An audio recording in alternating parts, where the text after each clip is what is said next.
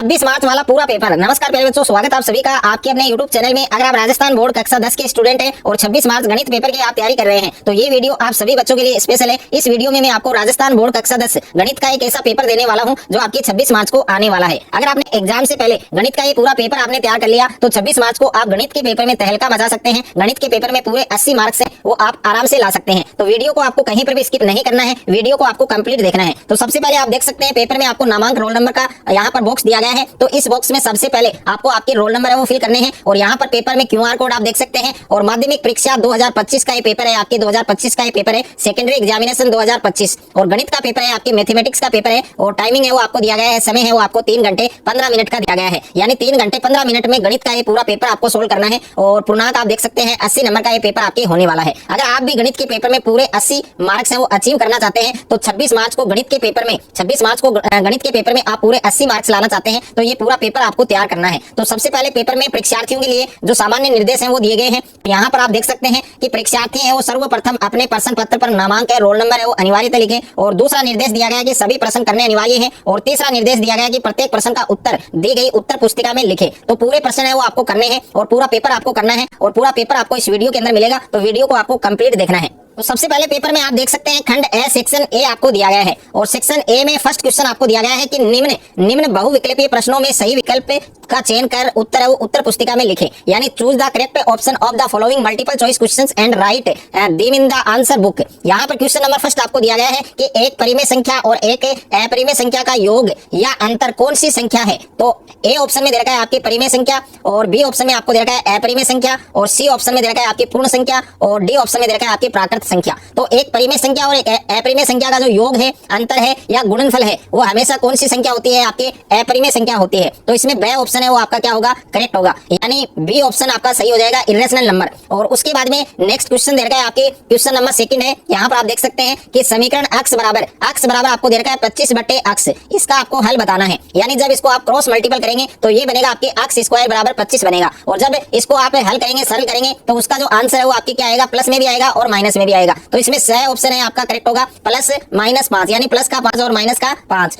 उसके बाद में अगला क्वेश्चन दे रखा है आपके क्वेश्चन नंबर थर्ड आप देख सकते हैं। यदि द्विघात बहुपद A X square plus B X plus C के जो शून्य के जो जीरोज हैं वो अल्फा और बीटा हैं तो अल्फा बीटा का मान आपको बताना है। तो अल्फा प्लस बीटा बराबर होता है आपके माइनस का बी अपॉन ए। और यहाँ पर आपको पूछा है अल्फा बीटा का मान पूछा है तो अल्फा बीटा बराबर क्या होता है, सी बटा ए। यानी ए ऑप्शन आपका सही बनेगा। उसके बाद में नेक्स्ट क्वेश्चन दे रखा है आपके क्वेश्चन नंबर 4 है। आपके क्वेश्चन नंबर 4 में आपको दिया गया है कि एक द्विघात बहुपद के शून्यकों की अधिकतम संख्या होती है। तो एक द्विघात बहुपद में अधिकतम कितने शून्य हो सकते हैं, 2 शून्य हो सकते हैं। तो इसमें बी ऑप्शन आपका सही बनेगा। उसके बाद में नेक्स्ट है आपके क्वेश्चन नंबर 5। क्वेश्चन नंबर 5 आपके बहुत ही इजी क्वेश्चन है कि समकोण त्रिभुज का एक कोण होता है। तो समकोण त्रिभुज के तीनों कोणों का योग अगर आपसे पूछा जाए तो 180 डिग्री, बट यहाँ पर आपको पूछा है समकोण त्रिभुज का एक कोण। तो समकोण त्रिभुज का एक कोण कितने डिग्री का होता है, कितने अंश का होता है, 90 डिग्री का। और इसलिए इसमें बी ऑप्शन आपका सही बनेगा। उसके बाद में क्वेश्चन नंबर 6 आपको दे रखा है। क्वेश्चन नंबर 6 है आपके कि समद्विबाहु त्रिभुज में कितनी भुजाएं समान होती हैं। यानी एक समद्विबाहु त्रिभुज है उसमें कितनी भुजाएं हैं वो इक्वल होती हैं। तो 2 भुजाएं हैं वो समान होती हैं। तो सही ऑप्शन आपका क्या बनेगा, सही बनेगा। उसके बाद में क्वेश्चन नंबर 7 है आपके क्वेश्चन नंबर 7 में आपको दिया गया है कि कोस स्क्वायर 45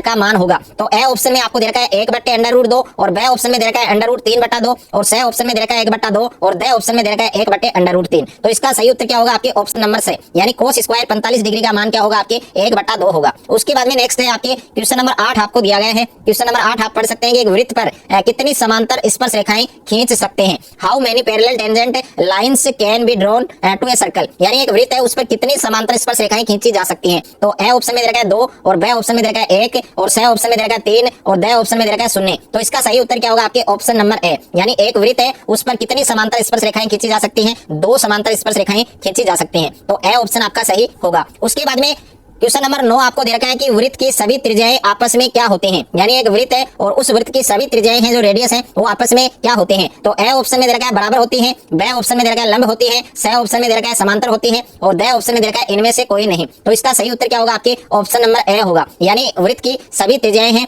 सभी रेडियस हैं वो आपस में क्या होती हैं, बराबर होती हैं।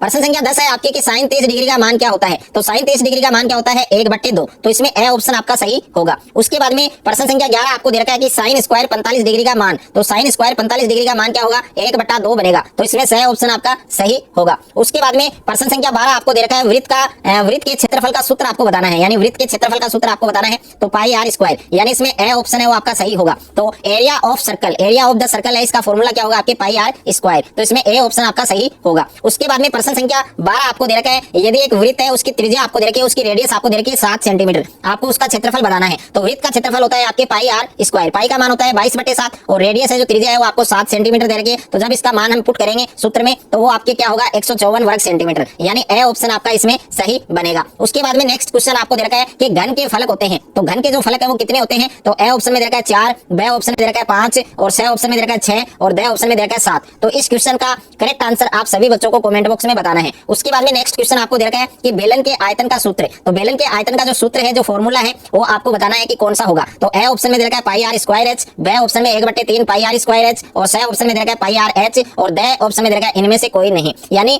कक्षा 10 गणित के सभी चैप्टर के जो फॉर्मूले हैं वो आपको पहले अच्छे से याद करने हैं, क्योंकि कुछ फॉर्मूले हैं वो आपके ऑब्जेक्टिव टाइप में सीधे बन रहे हैं, कुछ आपके रिक्त स्थान में आएंगे, कुछ आपके अति लघुत्रात्मक में आएंगे और जो बड़े क्वेश्चन है, जो लॉन्ग क्वेश्चन है, वो तो बगैर फॉर्मूले के नहीं बनेंगे। तो सभी चैप्टर के जो फॉर्मूले हैं वो आपको पहले अच्छे से याद करने हैं। अगर आपको सभी फॉर्मूले चाहिए तो वो आप उसका जो लिंक है वो मैंने डिस्क्रिप्शन में दे दिया है, वहां जाकर आप कक्षा 10 गणित के सभी चैप्टर के जो फॉर्मूले हैं वो एक साथ आप याद कर सकते हैं, एक साथ आप पढ़ सकते हैं। उसके बाद में सेक्शन बी आपको दे रखा है, खंड ब आपको दिया गया है और इसमें प्रश्न संख्या 2 है आपके कि 140 को अभाज्य गुणनखंड के गुणनफल के रूप में व्यक्त कीजिए। तो 140 है उसको अभाज्य गुणनखंडों के गुणनफल के रूप में आपको व्यक्त करना है। और उसके बाद में प्रश्न संख्या 3 आपको दिया गया है कि एक समांतर श्रेणी है, एक समांतर श्रेणी है 2 4 6 8, इसका आपको सारू अंतर बताना है, इसका आपको कॉमन डिफरेंस ज्ञात करना है। क्वेश्चन नंबर 4 है आपके कि समांतर श्रेणी 10 7 4, इसका आपको 30वां पद ज्ञात करना है। यानी एक समांतर श्रेणी है 10 7 4, इसका हमें 30वां जो पद है, 30वां जो टर्म है वो हमें फाइंड करना है। क्वेश्चन नंबर 5 है त्रिभुज में कितनी भुजाएं व कोण होते हैं। तो एक त्रिभुज है उसमें 3 भुजाएं होती हैं और 3 कोण होते हैं, ये आपको अच्छे से याद रखना है। उसके बाद में क्वेश्चन नंबर 6 आपको दिया गया है कि समकोण त्रिभुज को परिभाषित कीजिए। तो समकोण त्रिभुज है उसकी आपको परिभाषा लिखनी है और इसका डायग्राम भी बनाना है। क्वेश्चन नंबर 7 है कि वृत्त को 2 बिंदुओं पर प्रतिच्छेद करने वाली रेखा क्या कहलाती है। तो वृत्त है उसको 2 बिंदुओं पर प्रतिच्छेद करने वाली, 2 बिंदुओं पर काटने वाली जो लाइन होती है, जो रेखा होती है, उस रेखा का नाम होता है छेदक रेखा।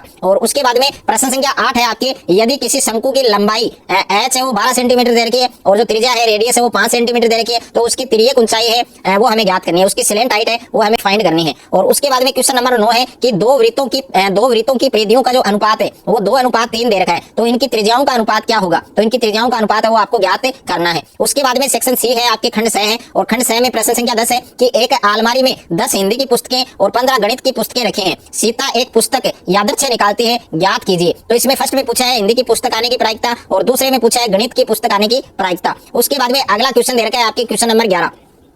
क्वेश्चन नंबर 11 है कि निम्न में x और y का मान ज्ञात कीजिए। तो ये टेबल बनी हुई है, इसमें वर्ग दे रखा है आपको, इसमें बारंबारता दे रखा है, इसमें आपको CF दे रखा है। तो यहाँ पर x की जो वैल्यू है वो क्या होगी, तो x का मान कितना होगा 5। उसके बाद में देखिए इनको क्रॉस आपको ऐड करना है। तो 6 और 5 क्या बना आपके 11 और 11 और 3 आपके क्या बना 14 और 14 और 2 आपके क्या बनेगा 16। तो y का मान आएगा आपके 16 और x का मान क्या आएगा आपके 5। उसके बाद में नेक्स्ट क्वेश्चन आपको दे रखा है क्वेश्चन नंबर 12 कि बिंदुओं 2 7 और 8 5 को मिलाने वाले रेखाखंड के मध्य बिंदु P के निर्देशांक है वो हमें ज्ञात करने हैं। और उसके बाद में नेक्स्ट दे रखा है आपकी प्रश्न संख्या 13। प्रश्न संख्या 13 है कि संख्या 6 और 20 के अभाज्य गुणनखंड विधि से HCF और LCM है वो आपको फाइंड करना है। और उसके बाद में प्रश्न संख्या 14 आपको दिया गया है कि बहुपद x² - 3 के शून्य ज्ञात करने हैं, इसके जो जीरो है वो हमें फाइंड करने हैं तथा शून्यकों का योग और गुणनफल है वो भी हमें ज्ञात करना है। प्रश्न संख्या 15 है यदि किसी समांतर श्रेणी के प्रथम और अंतिम पदों का योग दे रखा है 49 और इसके 16 पदों का जो योगफल है वो हमें ज्ञात करना है। उसके बाद में प्रश्न संख्या 16 आपको दिया गया है कि 1 - 10² 45 अपॉन 1 + 10² 45, इसका वैल्यू बताना है, इसका मान क्या होगा वो हमें ज्ञात करना है। और प्रश्न संख्या 17 है कि किसी वृत्त की परिधि 88 सेंटीमीटर है,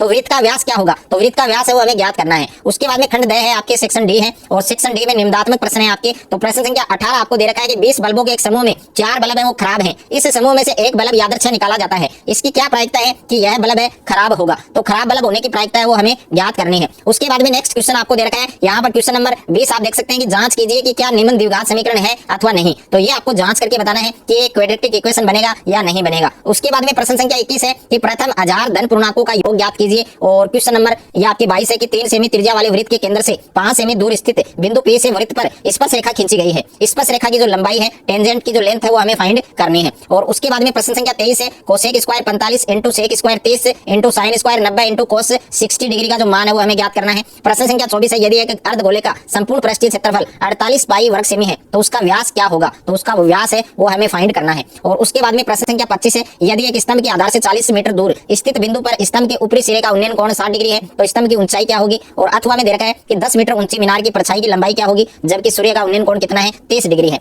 और उसके बाद में प्रश्न संख्या 26 आपको दे रखा है कि निम्न बारंबारता बटन का समांतर माध्य ज्ञात कीजिए। तो ये आपको बारंबारता बटन दिया गया, एक सारणी दी गई है, इसका आपको अरिथमेटिक मीन ज्ञात करना है, इसका समांतर माध्य आपको ज्ञात करना है। और उसके बाद में नेक्स्ट है आपके अथवा में 100 छात्रों के प्राप्तांक निम्न सारणी में दिए गए हैं, इनसे माध्य ज्ञात कीजिए। यानी इस बटन सारणी का आपको माध्य का मीडियन है वो आपको फाइंड करना है। और उसके बाद में प्रश्न संख्या 27 है, उस बिंदु की निर्देशांक ज्ञात कीजिए जो बिंदु 3, 2, 4, 5 को मिलाने वाले रेखाखंड को 2:3 के अनुपात में अंतः विभाजित करता है। अथवा में प्रश्न है, बिंदु 5, -6, -1, -4 को जोड़ने वाले रेखाखंड को y अक्ष किस अनुपात में विभाजित करता है? इस प्रतिच्छेद बिंदु के जो निर्देशांक है, जो कोऑर्डिनेट है, वो भी हमें फाइंड करने हैं। और प्रश्न संख्या नेक्स्ट है आपके, एक स्लेटी पासे और एक नीले पासे को एक साथ फेंका जाता है, सभी संभावित परिणामों को लिखा जाता है, इसकी क्या प्रायिकता है कि दोनों पासों की संख्याओं का योग 8 या फिर 11? तो दोनों की प्रायिकता आपको ज्ञात करनी है। अथवा में भी प्रश्न दे रखा है आपके कि एक डिब्बे में 5 लाल कंचे, 8 सफेद कंचे और 4 हरे कंचे हैं। इस डिब्बे में से एक कंचा यादृच्छिक से निकाला जाता है, इसकी क्या प्रायिकता है कि निकाला गया कंचा लाल होगा, सफेद होगा, हरा नहीं होगा? तो तीनों की जो प्रोबेबिलिटी है, प्रायिकता है, वो हमें फाइंड करनी है। तो पूरा पेपर मैंने इस वीडियो के अंदर आपको बताया है। पूरा पेपर आपको एग्जाम से पहले अच्छे से आपको सोल्व करना है। अगर आपको ये वीडियो अच्छा लगे तो वीडियो को आप ज्यादा से ज्यादा शेयर करें, ज्यादा से ज्यादा वीडियो को लाइक करें, और चैनल पर आप नए हैं तो चैनल को आप सब्सक्राइब कर लीजिए और साथ में नोटिफिकेशन बेल को प्रेस कर लीजिए।